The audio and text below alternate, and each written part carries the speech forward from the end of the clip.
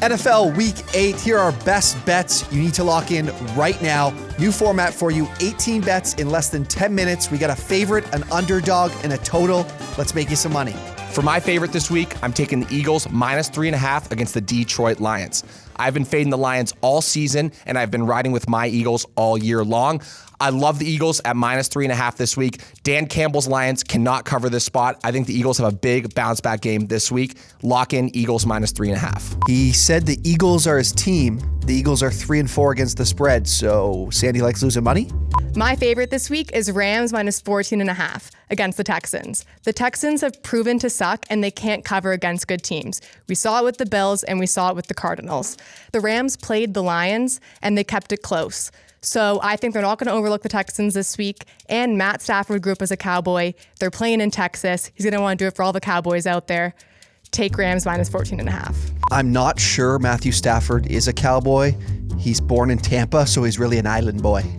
I'm going with the Bengals minus 10.5 away in New York. Look, the Jets suck. The Bengals are legit. They've covered the last 2 games away. I don't trust this Jets team. I think they might score less than 10. We're going to see Mike White at quarterback, maybe Joe Flacco. That is just brutal. I think the Bengals come in, they stomp them around, throw them around a little bit. I think this is going to be a 20-plus point margin. It's square, but sometimes square can win. I hate it. I am on the Broncos minus 3 this week at home against the Washington football team. I'm hot right now. You want to bet with me? 5-1 in my last 6 games. The Broncos have looked bad since going 3-0 to start the season against weak teams. And recently, the football team has looked pretty good. 450 total yards against Green Bay in a loss.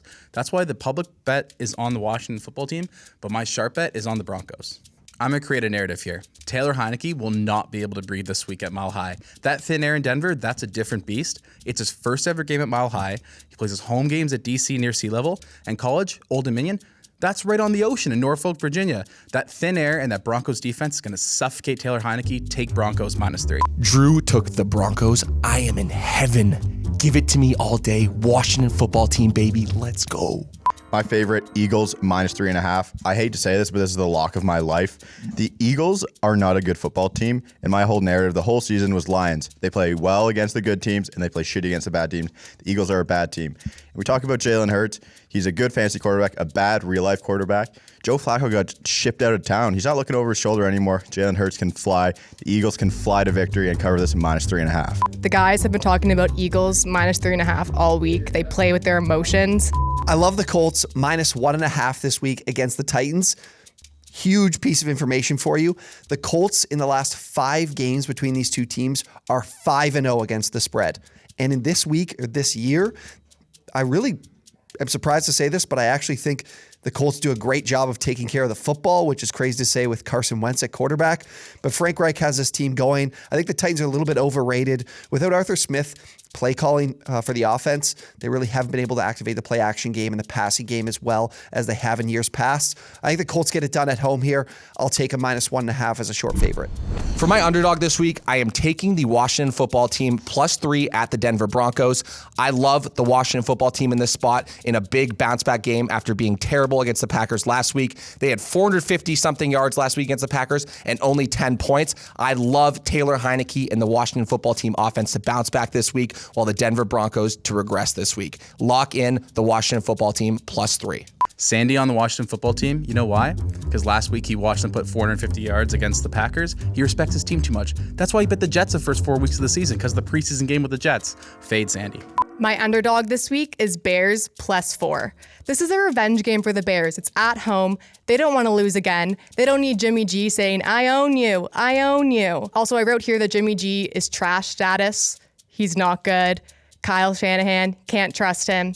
And the 49ers are 2-6 as favorites. Take Bears plus 4. I hate the 49ers, but Bears plus 4 stinks out loud.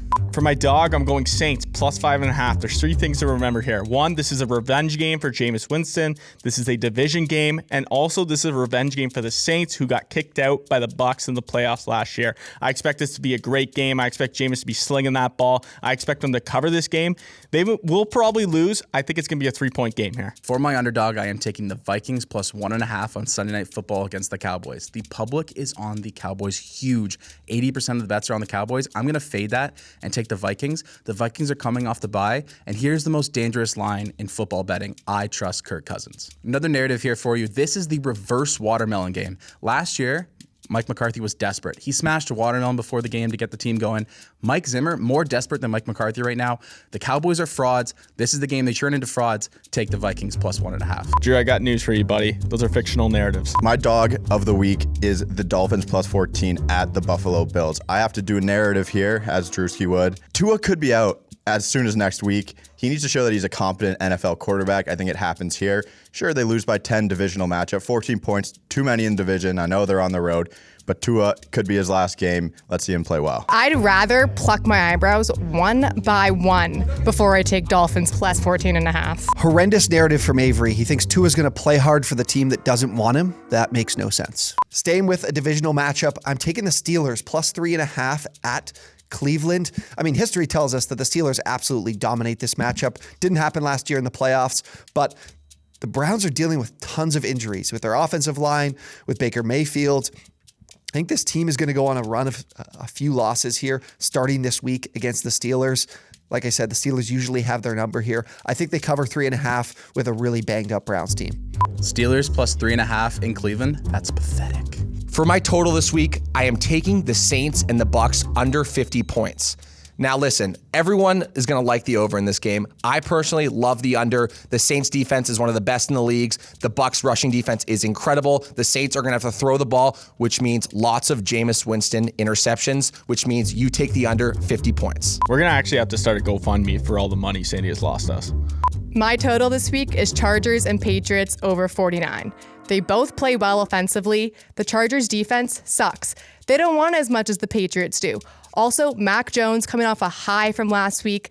Bill Belichick's going to be in there. It's going to be a high-scoring game. Take Chargers, Patriots over 49. For my total, everyone knows the past 4 weeks I've picked the lowest total and gone the over. But one thing to remember, it's on Halloween. Shit gets spooky on Halloween. I'm taking the under 40 in the 49ers-Bears game. Jeremy's been so good at gambling, he just got into his own head and he's going to get back to losing with that one. For my total, I'm taking the under 51 in the Colts-Titans game. Divisional game, divisional game, divisional game. This game's going to be close. The Colts are feistier than you think. Everyone sees 51 points and sees Derrick Henry in that Titans offense and goes over. That's why you go under, and you bet the under, and you bet the under, and you bet the under for all the money. I think he was still blacked out from Saturday night when he made these picks. My total, Rams-Texans under 47.5.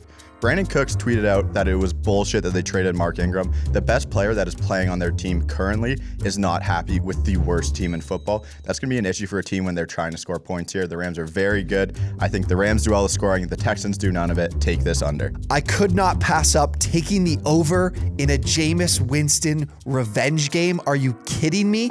Over 50, Tampa Bay and the Saints. Look, neither one of these teams are going to be able to run the ball. We're going to see a ton of pass plays. This clock is going to move at a snail's pace. If Jameis Winston throws some interceptions in this game, I do not care because I want points.